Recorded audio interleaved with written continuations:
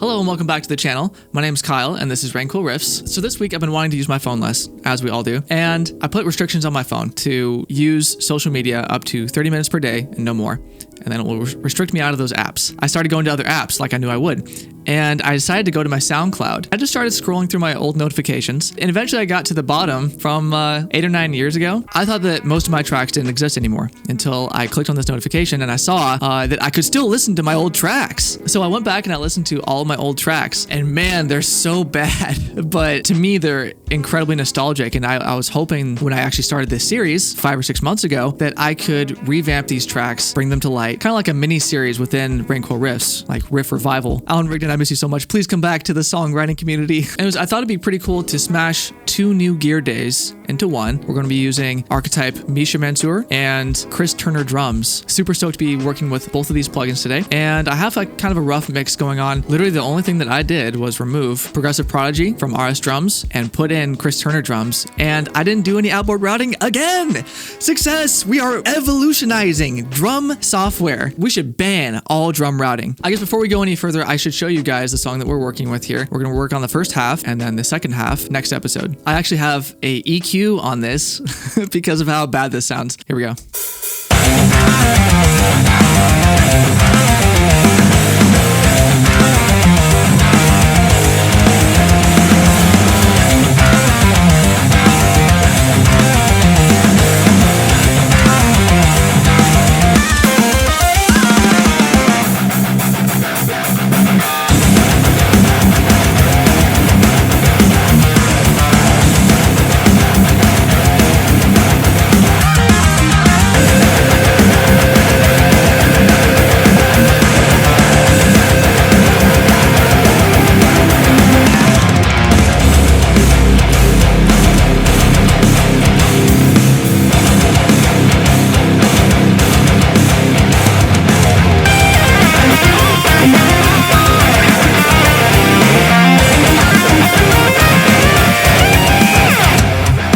And then just goes back into the chorus there, so that would be a good spot for us to stop. Here's the drum mix that I have for Chris Turner drums.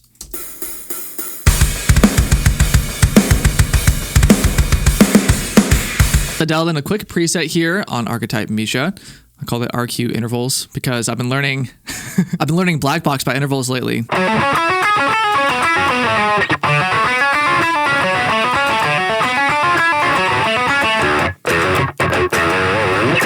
Anyways, that's in standard tuning. Enough of that. We are in drop C at 106 BPM.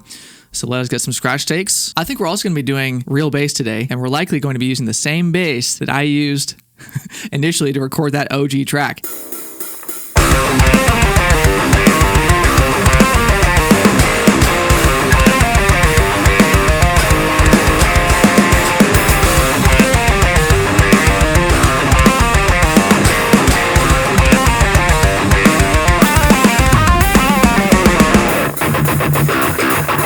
All right, sweet, that's gonna be a good start. I do a lot of little noodly stuff in here. Back in the day, I used to chop stuff in all the time, but I had an excuse back in the day to chop everything in because I didn't know how to intonate. My guitar naturally wouldn't stay in tune, and it was a $150 Guitar Center guitar. And I hadn't changed the strings in probably the entire time that I owned it, and I didn't know that you had to do that. The low C was out of tune. We gotta do everything all over again.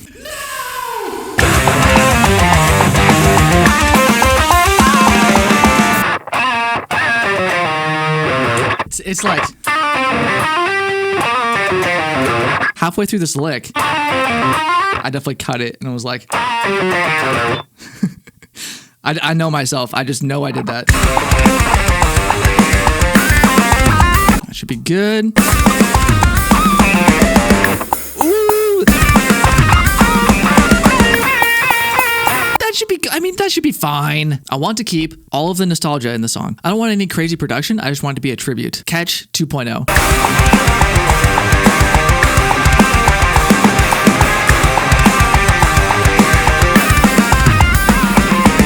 Yes, okay. All right, let's just turn this down a little bit. It's perfect. It kind of just, it doesn't detract from the song. It just progresses it.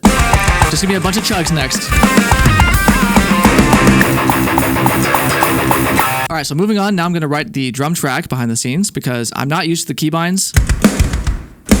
Well, I mean, technically I could. You know what? We'll do it for the Vine. OGs remember Vine. This is not going to work. Give me 5 seconds. I'll be right back. This riff is like going 106 in a school zone.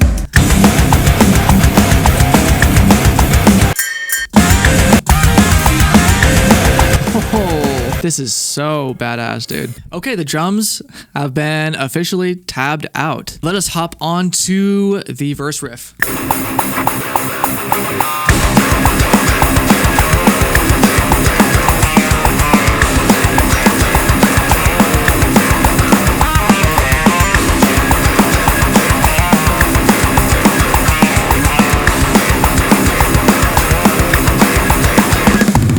Dude, this riff is so fun.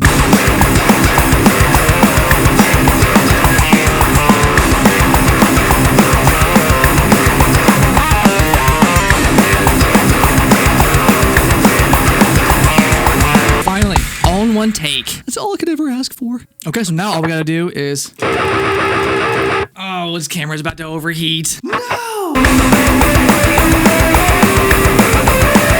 Now let's keep that in the center and make it quiet. Okay, so my camera died, and usually I would finish up what needed to be done off camera. But I'm so stoked to record bass, I gotta put it on camera. Come on, we know this. You know this.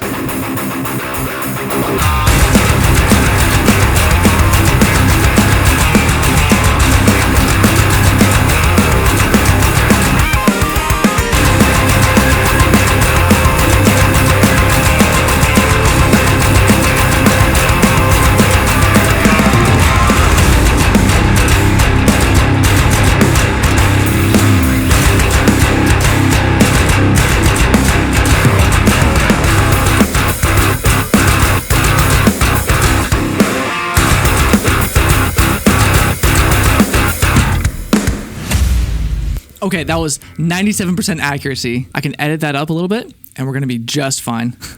That was fun. All right, now that the bass is tracked and I've damn near lost my mind trying to get this mix to sit perfectly right, I love new software. But every time I get new software, I gotta revamp the whole damn template. Anyways, let us jump into this final playthrough.